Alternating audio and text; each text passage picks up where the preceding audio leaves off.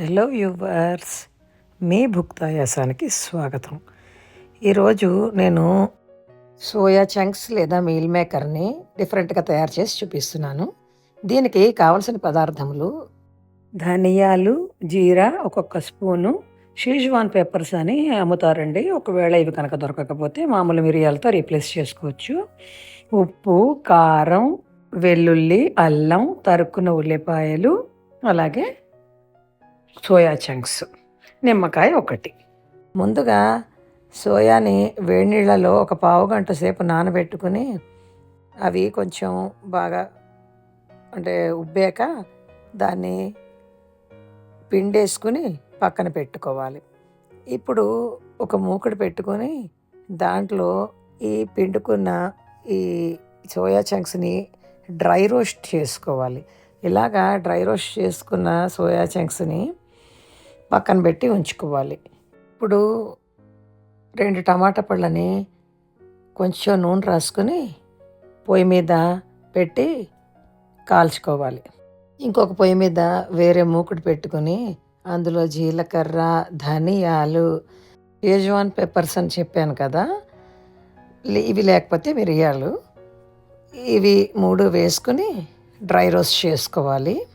ఇలా dry roast చేసుకున్న వాటిని పొడిలాగా దంచి పెట్టుకోవాలి. ఇప్పుడు అందులోనే అల్లం ముక్కలు వేసి దంచుకోవాలి. ఇప్పుడు ఈ ముద్దని పక్కన పెట్టుకుని ఇప్పుడు అందులోనే వెల్లుల్లి వేసి దంచుకోవాలి.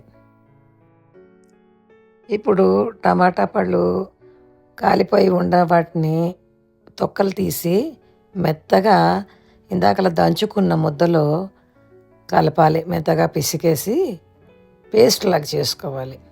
ఇప్పుడు ఈ పేస్ట్లో ఉప్పు వేసుకోవాలి.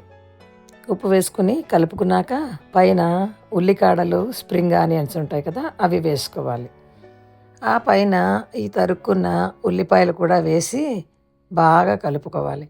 ఇప్పుడు మూకుడులో కొంచెంగా నూనె వేసి అందులో మెంతులు, ఇందాక దంచిపెట్టుకున్న వెల్లుల్లి వేసి వేగనివ్వాలి. ఇప్పుడు ఈ నూనెలో వెల్లుల్లి వేగిపోయాక పసుపు, కారం వేసుకోవాలి. వేసుకుని బాగా కలుపుకొని ఇప్పుడు దీనికి సరిపడా ఉప్పు వేసుకోవాలి.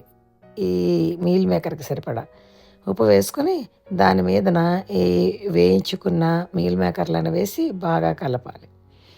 కలిపాక కాస్త వేగిపోయాక ఇందాకలా రెడీ చేసి పెట్టుకున్న టమాటా ముద్దని దానిపైన వేసి బాగా కలుపుకోవాలి.